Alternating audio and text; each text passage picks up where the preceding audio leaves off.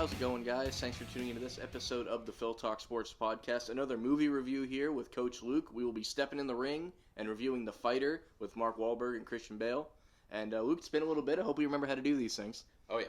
It's like, hopefully it's like riding a bike. Yeah, let's hope. So we went boxing this time, which is the first for this series. And there's plenty of boxing movies. Obviously, the obvious choice would be a Rocky movie. You just pick one in the franchise because they range from good to one of the best movies you've ever seen. And we kind of broke that down, I think. I'm going to exclude number 5 from that. Yeah, Not a fan of the film. Sure. But in general, like we have, I think we've given our list of favorite Rocky movies in order a couple episodes ago. Oh, yeah. So we decided to stray from the Rocky series when covering boxing. And there was a few movies in discussion. And we ended up going with this because I think we both had a similar like for this movie. I've seen it. I saw it in theaters when I still worked at a movie theater. And then I bought the DVD and I've watched it maybe once or twice since. So this was a nice refresher. We actually just finished watching it together, which is nice when we have time to do that. Other times we've had to just watch it throughout the week and then meet up for the podcast. So this is fresh in our mind. We finished it, 20 minutes ago? Yeah, something like that. Something like that. So there was a couple movies in discussion. I brought up Southpaw, which is like a Netflix-made movie that was pretty decent. But overall, I think this was a really good depiction of the sport. And it's funny that I still say that because right before we started recording, we admitted that this movie, the boxing is almost secondary to what the real story of this movie is. I mean, that's one reason why it won so many awards. And I mean, the acting by Christian Bale and I don't know her name, but whoever played the mom, you know, they won Academy Awards for their acting. I mean, this might be one of my favorite sports movies. And I mean, Invincible is up there. Coincidentally enough, another Mark Wahlberg movie, you know. But this is, and not only is this changing, you know, sports because we've done basketball, we've done football, we've done baseball, but this is changing from purely team sports to what people will sometimes refer to as a solo sport. Even though, in my opinion, and I think other people who were in, you know, solo sports like weightlifting or wrestling or boxing will agree that I don't actually consider those solo sports because you have a whole team behind you. You have a coach coaching you, have a team supporting you and motivating you and training you. And so, but it's still a little bit different than being out on the field, you know, in football or baseball. Yeah, it's different than 9 to 11 guys working cohesively as the game's going on. But this movie, you mentioned how important the team around you is being a boxer. Like, a lot of this movie's about who's around the fighter being Mark Wahlberg in this case. You know, he's got a brother, he's got a family that's been, there's no other way to call it, but this family is toxic as shit. Yeah. Throughout this whole movie. Even at the end, like, there's still a little bit of it left, I think, but they've all realized, like, the happy medium of where they need to be. Because he needs a bit of everyone. Yeah, like, he still cares about the family, so you don't want, he didn't want to completely exclude them, but just letting them call the shots for his future was never going to get him a championship, which he ends up winning in this movie. This is a true story. I should call it based on true events because there's plenty of things that are skipped over and things. But both the Christian Bale character and the Mark Wahlberg character are real people. And Dickie and Mickey, which is funny to say, but Dickie Eklund and Mickey Ward, different last names because they had different dads. The whole family situation is kind of messed up, which it happens. You know, that happens especially nowadays, especially in Massachusetts. But The other thing I liked about this movie, it almost, like I said, it didn't have to be about boxing. It just happened to be that way. But there are times where people have, just because their family doesn't mean they know what's right for you, and just because people seem to know what's right for you, you have to step back and figure that out for yourself. You can't always let people tell you the case of that. Like when somebody shows you who they are, you got to believe them sometimes. Like intent matters as well, but there's a lot of blind eyes to people's flaws because they're family. That's why I hate one of those saying blood is thicker than water. I hate it. It's an excuse. You know, I'm sorry, but sometimes family isn't always the best thing. Right. Just because their family isn't an excuse to do this and do that. And I think there are a lot of great families. I do think family is important, but not in every single scenario. Yeah. But yeah, I mean, the mom especially is super toxic throughout this entire movie. Near the end, she finally kind of redeems herself a bit. Dickie is very toxic. And that's one of the biggest themes of the movie for me personally was, like, redemption. I think the mother's way more toxic than Dickie. Dickie has a problem. She's manipulative. And she doesn't have a substance issue the way Dickie does. So when you take that into account, she's doing all She's this. She's doing it just off of her own. Oh, her own accord, exactly. You know. And so let's set the scene here. This is in Lowell, Massachusetts. We've mentioned the family. We've kind of set the scene for that. And Dickie is known for what is Dickie's last name again? What does he go? Eklund. Okay, so Dickie Eklund is a washed-up boxer turned meth addict. There's no other way to say this.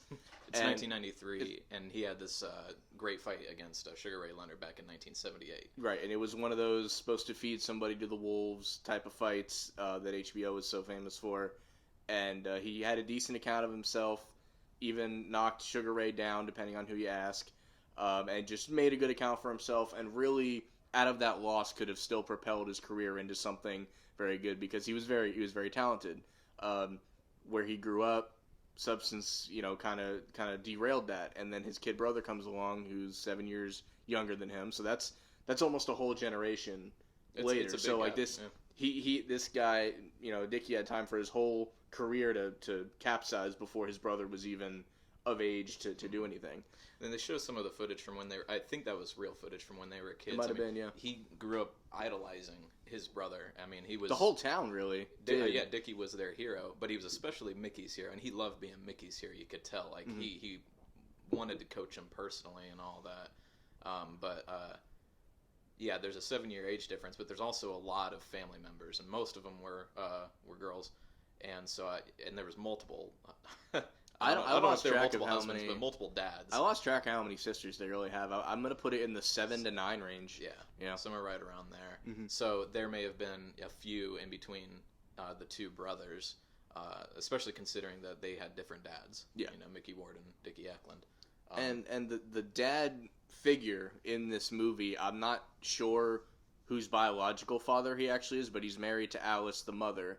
And he is weirdly, and I said this while we were just watching the movie, he's weirdly the most supportive to Mark Wahlberg's character, Mickey, and he might be the only one in the family that's not actually related to him. That was never made super clear. I'm sure with some super research I could figure this out, but I'm just basing off what they portray to you as the viewer, so we probably should have looked Wikipedia up before. But again, if they don't go out of their way to make that known, right, yeah. They didn't necessarily felt you needed to know that for this relationship. It's like Dickie wanted to be supportive, but he had those selfish tendencies, especially when it came to his addiction. But you're right, George was the most stable, supportive family member, and we're not. You and I are not sure if that was even his biological father or not. But he. Because he is, even he's when they not... made the deal later in the movie of we got to keep Dickie and Allison out, he's the one making that deal, and he knows. He says, like, and he's married to Alice, yeah. So. So I'm curious about how much in real life their relationship was strained, or if they even got divorced because of everything that had, because he was choosing Mickey over his wife at that point. I look at it like this: he was so supportive of Mickey. If he's Mickey's actual dad, then he's not Dickie's actual dad, and vice versa. So at best, he's one of their fathers.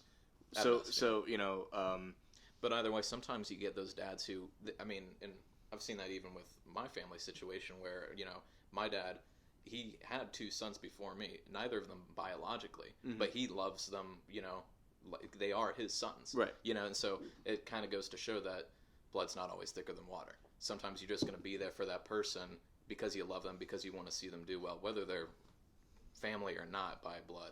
In a lot of these sports movies with toxic family life or parents in general, it usually rolls down to like trying to live vicariously through the child, if you will. And I don't really catch that here. They'd rather him fail with them than succeed and them not be a part of it. Yeah, you just got to be on our level. Yeah, it's like if you fail at everything and you're still with us, then like we're cool and we would be. You just can't leave us behind. You can't leave us behind and be successful. That would hurt us way more than you never doing anything. Yeah, which is a unique. I can't compare that to a lot of other movies. I think that's actually a pretty unique storyline in that sense. Yeah, well, I think it's also relatable too, which is what makes this such a great story. Like Phil was saying, the boxing is a big part of it, but the relationships between the characters, are so relatable, and that's because it's based on true events. And I think that's what makes this such a great story, is because I think everyone's had those moments where they've been stuck because of other people.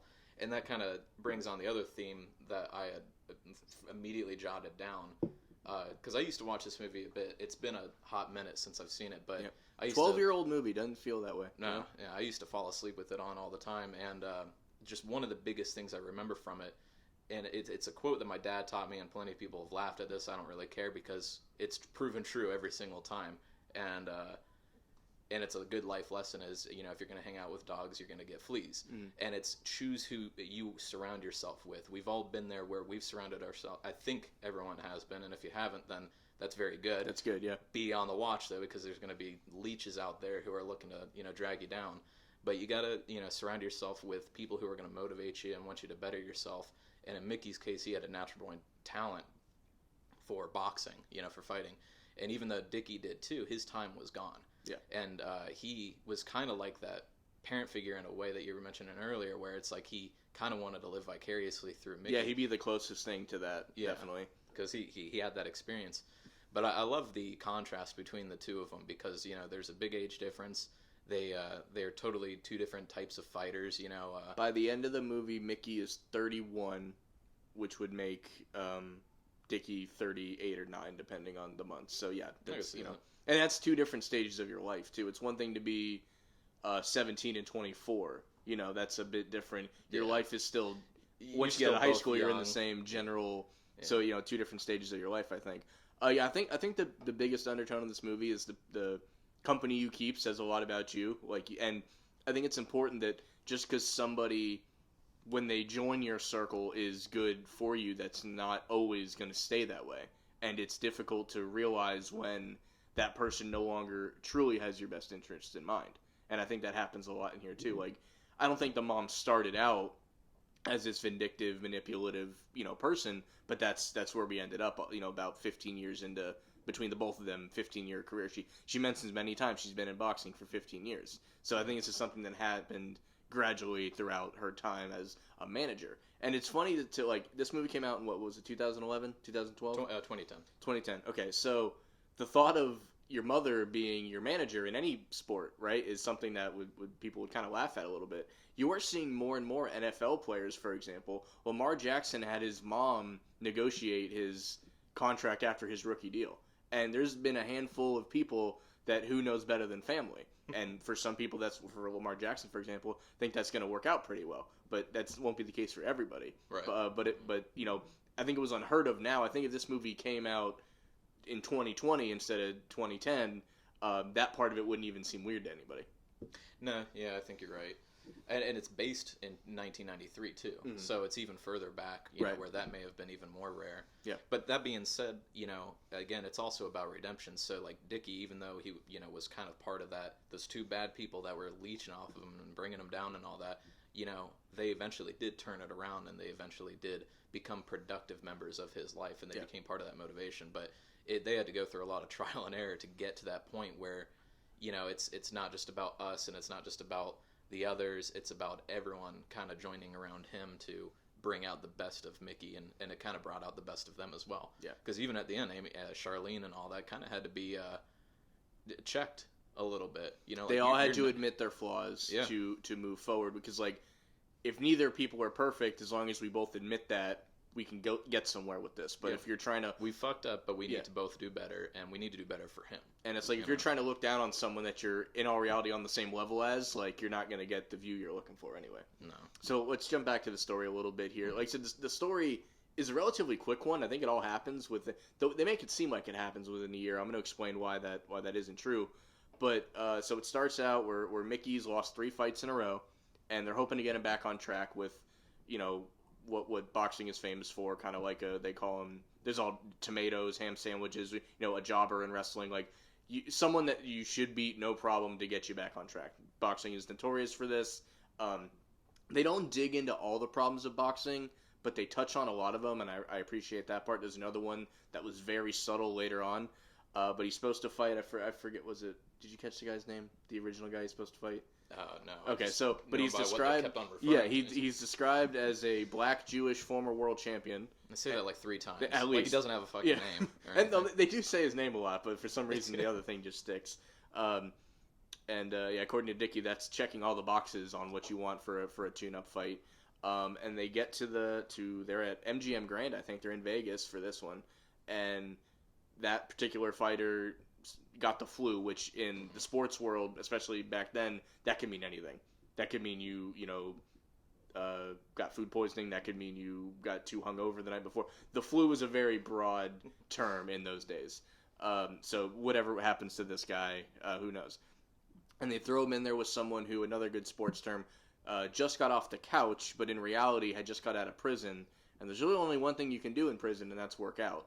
So Mark Wahlberg gets absolutely destroyed in a fight that he went into feeling good about, one, because he prepared for it plenty, and people have told him that you're going to wipe through this. So, like, no matter how much you try to stay on point with something, if somebody, like, you train for a fight for anywhere from 6 to 8 weeks, I think, but as in knowing your opponent to bell time. So if for 6 to 8 weeks somebody's telling you, Luke, this is going to be perfect for you, like, your style matches up perfectly against his style, you're going to run through this guy, you're going to come out feeling like $1 million, it's going to be hard not to, like, relax a little bit. Well, especially, I mean, he found out about the new opponent the night before, yeah. You know, so it's like, I mean, after football, they study tapes for the, you know, not only what they could do better, but they also study who they're going to be facing next. And it's kind of the same, like, with boxing. It's chess. There's strategy. There's styles. You know, like, you need to know who you're up against and how you're going to perform. And to go in almost blind that's. And I mean, for a football example, like, you could potentially, like, oh, we thought this quarterback was going to play, but now it's going to be quarterback B or whatever. Could be totally different. But this it is. But this is almost like, hey, you thought you were playing Louisville today, you're actually playing Georgia Tech, so get out there. Yeah. It's almost that level of know of extremeness. And they say he's been sitting on his ass in the can the whole time, but it's like, no, I mean, got nothing else to do. Yeah, you might as well lift weights. And like I mentioned this when we were watching it, back in the day, like Mike Tyson, he was always in shape, but the only time he ever had true abs was when he got out of prison and he got back to fighting. Because you can't hit a bag when you're in prison, but you damn sure can lift a bunch of weights and do a bunch of sit-ups, and I'm sure that's what he did. So after this fight, and again, everyone's talking about how good he was going to do. He meets the romantic interest in this, Charlene, at the bar, I think the night or two before they leave. They're all talking him up, and he's a pretty humble guy, but even he's like, yeah, no, like, things are, I'm going to turn it around. Like, this is going to go good for me.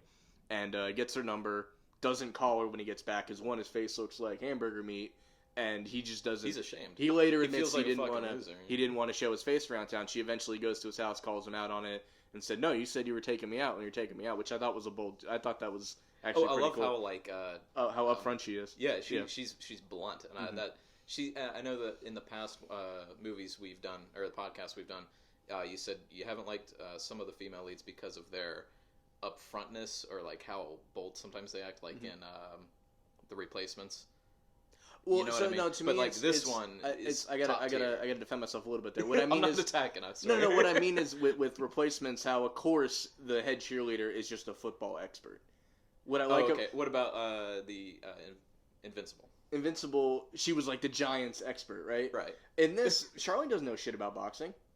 But she's a very normal person. She's great at motivating. Oh, yeah. But she's a very, like, okay. But she had her own sport, you're right. Yeah, she's a high jumper, you learn later in the movie. But so they go on their date, and she is top tier, though. Amy Adams is she's fantastic in this. And she's nominated, right? Yeah. She didn't get it. She was one of the three that didn't, or three people got nominated. She's the one that didn't get it, unfortunately. But they go on a date in, like, the rich part of town, and that's when he admits, like, because she thinks, oh, you got a girlfriend in town and not see us out or whatever. And he's like, no, I don't want to be in town and be embarrassed. And they have kind of a honest moment there, and that kind of kicks off their real relationship, I would say. Yeah. And what I was going to say, that some of these other movies we've reviewed that I wouldn't necessarily say about, I buy their connection. I buy that they would, like, obviously Mark Wahlberg's a little bit of a pretty boy and everything, but, like, I buy them a little more than Mark Wahlberg and the girl in Invincible. I buy it a little bit more than that. Elizabeth Banks, yeah. Yeah, they had more chemistry. I'll admit, you're right about that. So I'm definitely a fan of their relationship and a fan of her in the movie because of how blunt she is. You ship them? Yeah, I guess so, yeah. I don't think I've ever used that word out loud in that sense. It's usually... I'm getting with the kids nowadays. If I've ever said the word ship, it's involving a body of water, probably. I gotta stay up to date, man. Yeah, exactly. Students. Yeah, that's true. Is that something? I don't want to get into it. I was gonna say. I'm learning new shit every day. Yeah, I bet. The internet.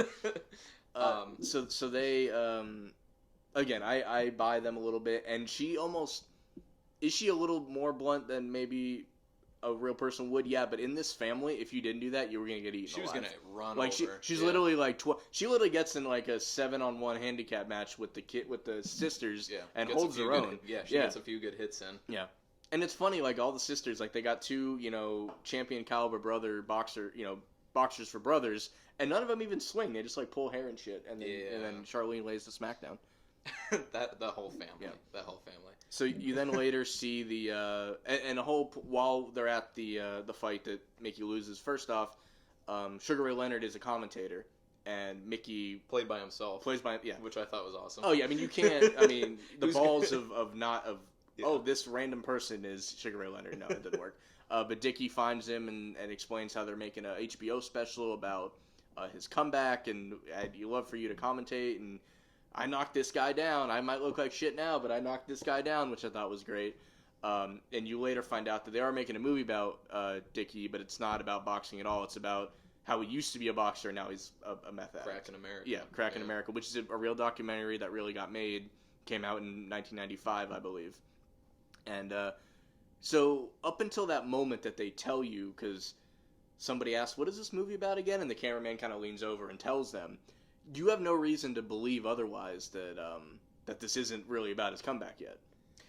No, not really. Like, it's meant to be a little bit of a surprise. And everything, Yeah. And they're asking about, the family, so you guys aren't all fully related, blah, blah, And they blah. try to give they're you even the... hanging out with them at the bar, so it seems like, they're just kind of there, but yeah, no, and he even says, I already told you. So he's already told them, like, multiple times. They're just delusional. I mean, they're in the crack house as they ask that again. Yeah. So they're just, and he doesn't even know where he's going with the conversation. Dickie, he goes, what was I talking about? It's just, and I think we've all had drunk moments where we've gone off on tangents. Sure. What were we talking about?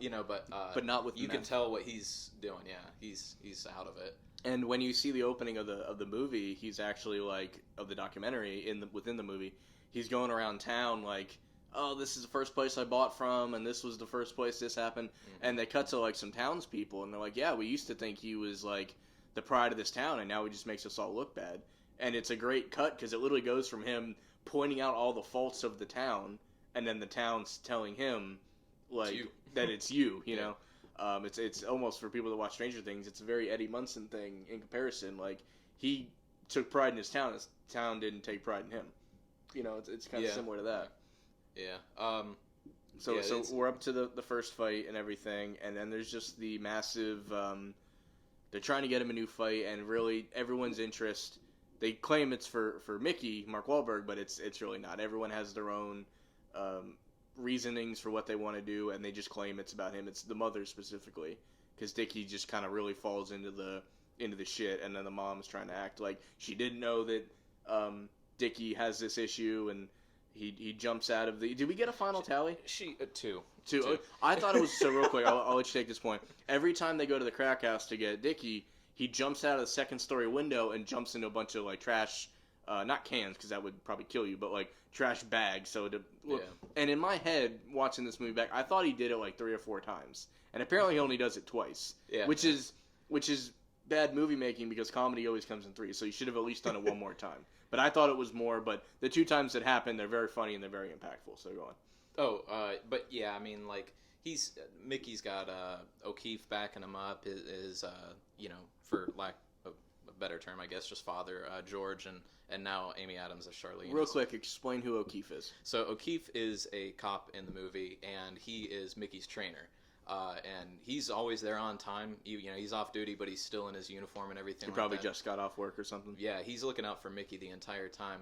One of the fun facts of the movie is O'Keefe is actually played by the real life O'Keefe, because this wasn't it was filmed in 2009, and these events took place in 93, so it's only 16-year difference. Mm-hmm. So yeah, and he didn't want to play himself at first. He didn't think he'd have the chops to do it, but right. Mark Wahlberg seemed super passionate about this. We'll get into that a little bit later after we finish the plot. I think we can tackle that just real quick, because obviously we all know Mark Wahlberg is a Boston native. So this story that happened in Lowell, Massachusetts, it's probably something he heard of growing up and what have you. So this movie gets made because of him wanting to tell this story. I don't think this movie gets made by anybody else. I'll just leave it there. He was such a big part of it. Yeah. And like I said, there's a few trivia facts regarding that, kind of all tying in together, about how passionate he was about this project, but we'll get into that in a little bit. But O'Keefe, he convinced O'Keefe to come in and play himself and all that. Said, you're going to do fine. You just be yourself. That's all you got to do. Mm-hmm. And he did great. I really did. I thought he had some fantastic moments, but he's looking out for him the whole movie, and but yeah, so the first fight we're talking about when he is officially with like O'Keefe and the new sponsor. Yes. Okay, yeah. So the family's feeling pretty like Dickie and Allison and all that are feeling pretty betrayed. Mm-hmm. You know, fights already happened on the porch and whatnot, saying that he doesn't care about what they think, blah blah blah. But Mickey then goes to jail because he kind of freaks out in front of like a nightclub and all yeah, he's this doing stuff. a little bit better. But yeah, Dickie Dickie was he's trying to come up with money. This is before they got the sponsor. Yeah, because Mickey says that they're gonna. I want somewhere I can get paid to train you around. So right. Mickey's like, "You want money to train you around? I'll get it for you." And then so he's got his girlfriend, his crack girlfriend, going around hooking up with guys, basically being a hooker. But then him and his other crack buddy would come and pretend to be a cop, and then steal from them, and then real cops show up, and they've already done it to somebody else. Who's like, that's the guy who did it to me earlier. Yeah, he's like still holding his pants up, like, no, that's them right there. And so Mickey's in jail. He goes looking for the family, and they end up fighting the cops out front. And you can tell who's good for Mickey and who's bad for Mickey, because the family rushes out there. George, O'Keefe, and O'Keefe is a cop. He's going out there. But he's a cop. He can handle the situation. Right. But he tells Mickey, stay there. Charlene tells him, stay there. George says, sit down, stay there. Yeah. Now he wants to go out, and, he's very loyal to his family. And he goes out and starts fighting the cops, too, and gets his hand broken. Yep. And then he kind of falls into a stupor, gets out of shape and all this. Yeah. While he's, healing his hand. And he's pretty convinced that he's just going to not fight anymore. He's more. He's not. Keep telling him you got to get back in the gym. Yeah. So that's when he goes with the other sponsor, because the family's in disarray. Dickie's in jail anyway. They're not in his ear as much, right. And he actually has a minute to make his own decision, mm-hmm. Which he does. They give him a fight against a guy named Sanchez, who's described as a up and coming Hispanic fighter. Sanchez was a little bit later, because Sanchez was like he needed advice on from Dickie. He got like 27 wins before, or maybe not 27. Oh, that's right. There is a montage, which I gotta say, because you're not big on montages. This one was that one was fine. This one was short and had a point. So yeah. So but it's the next fight that you really see. Right now so O'Keefe, he wins like 4 or 5 in a row. Right. O'Keefe and Charlene had him make a deal. We will, motivate you, coach you, we'll be your team and all that with George. You get a sponsor and all that, the taxi cab driver company guy. Yeah. And but the deal is you can't train with Dickie, you can't train with Allison. His mom and his brother. Yeah. And so he's really successful. And eventually he goes to visit Dickie, and Dickie is cleaned up at this point. Prison might have been one of the best things for him. And he says that at one point, a couple times, I think. Yeah, we talked about it beforehand, and I know it's 93, and I know the view on prisons nowadays has changed. I know that a lot of people on the internet, think we should be a little bit more like Europe, and it should be restorative and about rehabilitating. And I totally agree. Up to a certain extent, murders. Well, it depends on the person and what they did, of course. Right. It depends on the crime. Mm-hmm. In this case, this may have been the best thing for Dickie, because he was forced to go through withdrawals. He and that stinks, but it helped him, And then watching the HBO special and all that, and seeing that, and knowing that his kid was watching this and all that. Which, real quick, I got a quick timeout. Probably my biggest problem with this movie, I think. Mm-hmm. Lowell, Massachusetts is depicted as this poor, rundown area, right? Which, if it isn't now, it definitely was back then. I am shocked by how many Lowell, Massachusetts residents have HBO at this time. Because that shit ain't cheap back then, especially. Yeah. Like that's a good point. They're watching it off these TVs that still have rabbit ears and buttons, but somehow HBO's coming in crystal clear. That might be my biggest problem with the whole movie. I don't know. But yeah, so Dickie's getting cleaned up, and eventually he does have the fight against Sanchez, and this one's a little bit different. Mickey goes to visit Dickie in jail. Dickie's totally cleaned up now, and he's talking honest with him. He's talking straight about what he should do against Sanchez, because he asks him what his game plan is. He tells him, and he's just this goes to show, Dickie still has worth, especially when he's still got the mind for fighting. Right. Yeah. I mean, you even see he's still got. Even though he's kind of junked out earlier in the movie, he's still got the body to a certain point, because there's a few times when he throws a few punches and all that, especially reactively and instinctively, like that doesn't leave, especially when you train for so long. It's muscle memory, it's instinct, George goes to swing out at one point, he dodges and immediately fucking absolutely, gives him a hit. But yeah, so he's telling he's trying to help him out with strategy, and Mickey's all mad at him and whatnot, talking about how he landed himself in jail. But he goes to fight against Sanchez, and he tries his way with O'Keefe and all that, and it's not working. So he eventually switches it and takes Dickie's advice. And explain what Dickie's game plan was. We don't really know what the original game plan is, but we know what Dickie's was. It seemed like he was telling him to kind of fake him out a little bit. Mickey in the movie is a Southpaw, which is he's a left-hander. Yeah. So that's his power hand. From what I was reading online, Mickey was actually an orthodox boxer, so he's a right-hander. Like I said, Mark Wahlberg is portraying him as a Southpaw in this movie. And the original game plan was that he was just going to go toe-to-toe with him. But Dickie knew a little bit about Sanchez and knew the type of fighter he was, which, again, is strategy playing into it, and showing Dickie's worth and his knowledge of the sport. And he, is telling him he should be on the inside and, should... it almost seemed like he was telling him, switch stances and all that, act like you're going to go for his left, and as soon as he goes to guard it, hit his right instead. I think he mentions to wear him out a bit too. Let him do all his things. Yeah, because I think they went 5 rounds, and that's what he did. He did try O'Keefe's way in the beginning, and then he just immediately. So Mickey is able to beat Sanchez, but it goes to show that as great as O'Keefe and George and Charlene have been for him, Dickie still has worth, and Dickie still knows some stuff that could help him out, because otherwise he would have lost that fight. Yeah. And so Dickie eventually gets out of jail. He's totally clean. He's got new teeth, which they point out a few different times. And he immediately goes to the gym where Mickey's training. This is where we kind of hit the climax of the movie. I'd say, well, one of the climaxes. Yeah. Real quick before we get to the gym scene, though, I did like how that fight ends with the body shot. Because when he first meets Charlene, he actually explains the head body kind of tactic. And he says, most people think you gotta hit somebody in the head to win a fight, but you can do just as much damage hitting in the body. So that was a good callback. Mm-hmm. So Dickie's out of jail. Oh yeah, and Dickie. Well, one of the guys asked him if he wanted a title fight. Yes. After that, yeah, he does. And he goes, he's never seen a knockout like that before, a body shot knockout. So, and he had some great sportsmanship. He comes up and pats the guy in the back because he's down on the ground for a while. He's probably gonna be pissing blood later. But, yeah, right. Dickie gets out of jail, immediately goes to the gym. Mickey's training with O'Keefe, and it kind of becomes one of those things. Make it about me, and all that. Let's spar. He's in the middle of training. If anything, like I said to you when we were watching the movie, you go in.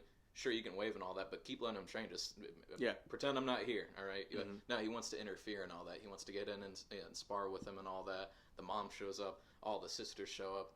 And but they made a deal, and that was that you can't train with Dickie or Allison. Mm-hmm. And so... and at first they have a major problem with this, of course. Yeah, and this is like the emotional climax of the movie. Yeah. Not the climax like boxing-wise or action-wise. But so Mickey goes back and talks with him. And there's a powerful scene back there because he tells him what's up, and he leaves. And I liked what you mentioned about this because Dickie starts physically, throwing a little bit of a slam in the lockers and all that. And his son's back there, and his son is watching him. Yeah. And I like that you pointed this out because then his son is watching, and then Dickie's like punching a locker out of anger. Yeah, his son gets down and starts kind of punching the locker too, and it goes to show the impact that we have on kids, on youths, definitely, and all that because they see and they want to mimic.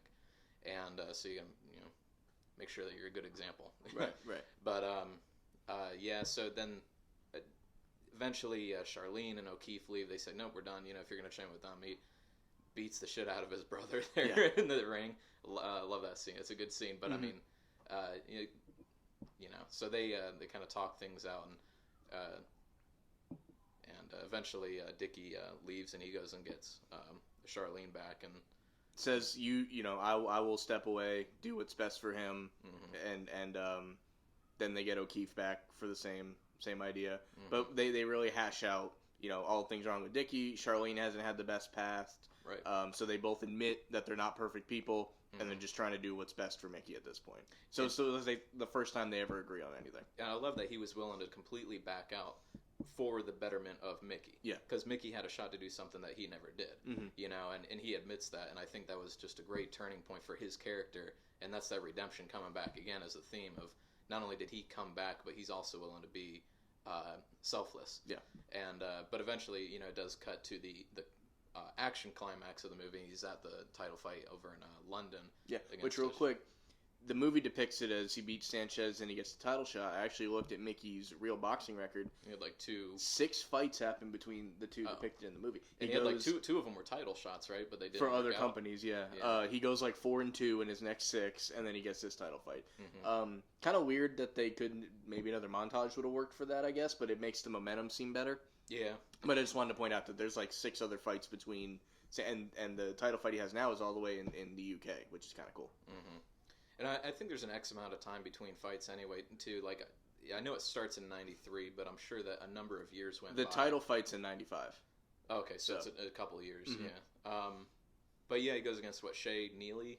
Yeah. Or something like that. I know it's Shea. Irish guy. He's an Irish guy. So he had a short travel just across the river over to London, but he had to work his way across the Atlantic. And yeah, that was an upset fight, and it ends great. One of my favorite lines in the movie was he's getting the shit beat out of him, and Dickie is up in his face, not in his face, but they're forehead to forehead, and just after everything that the two of them have been through, and the whole family's been through, you just take all that shit and put it out there in the ring, Yeah. And that goes to show the mentality, like earlier when Charlene left, it was one of those. Mickey immediately is like, it's not going to work out. He's not going to. The mental game, the relationships that an athlete carries affect their performance, and that's for any sport. It doesn't matter if it's weightlifting, boxing, football, or anything like that. But those relationships and that motivation in your team really matter, and that's why coming back around, weightlifting, wrestling, boxing. A lot of people think they're solo sports, but there's so much more of a team element there behind the scenes. It's very much about the people you have around you. Because that one person, the mental game is big, and those relationships matter. And so he needed Charlene. He absolutely did. But like I said, Dickie's talent, just all that shit, put it out there in the ring, and it's an upset win. So the boxing, like you said, the boxing climax of the movie is here. Dickie wins the championship. I feel like you don't get enough shots of him holding the belt.